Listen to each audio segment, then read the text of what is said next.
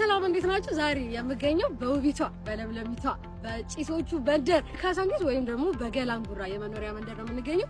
እዛ አካባቢ ምን እየተፈጠረ ነው፣ ምን ነገሮች አሉ፣ ምንድነው የሚለውን አሳያችኋለሁ። ተከተሉ። በገላንጉራ የመኖሪያ መንደር ውስጥ በ1200 መኖሪያ ቤቶች ውስጥ 6500 ነዋሪዎችን የያዘ የመኖሪያ መንደር ሲሆን 1.6 ኪሎ ሜትር ርዝመት ያለው የአስፋልት መንገድ፣ ከ20 በላይ አውቶቡሶችን በአንድ ጊዜ ማስተናገድ የሚያስችል ተርሚናል፣ በሁለት ወር ጊዜ ውስጥ የተገነቡ ከቅድመ አንደኛ ደረጃ እስከ ሁለተኛ ደረጃ ያሉ ትምህርት ቤቶች እስከ ምገባ ማዕከል፣ በ3 ሽፍት ለ270 እናቶች የስራ ዕድል የፈጠረ የእንጀራ መጋገሪያ ፋብሪካ፣ 500 አረጋውያንና አቅመ ደካሞችን በቀን አንድ ጊዜ መመገብ የሚያስችል የምገባ ማዕከል፣ በቀን 60,000 የዳቦ ማምረት አቅም ያለው የዳቦ ፋብሪካና የእህል ወፍጮዎች፣ ደረጃውን የጠበቀ የህፃናት መጫወቻና የህፃናት ማቆያ ያለው 2 የስፖርት ማዘውተሪያ ስፍራዎች እንዲሁም አረንጓዴ ቦታዎችና መናፈሻዎች በቋሚና በጊዜያት ለ1646 ነዋሪዎች የስራ ዕድል መፍጠር ችለናል።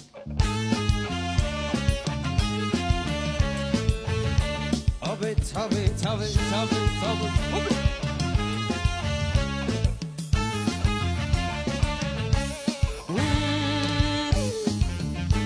Tabe, tabe, tabe, hudi, hudi, hudi, tabe, tabe, tabe, tabe, hudi.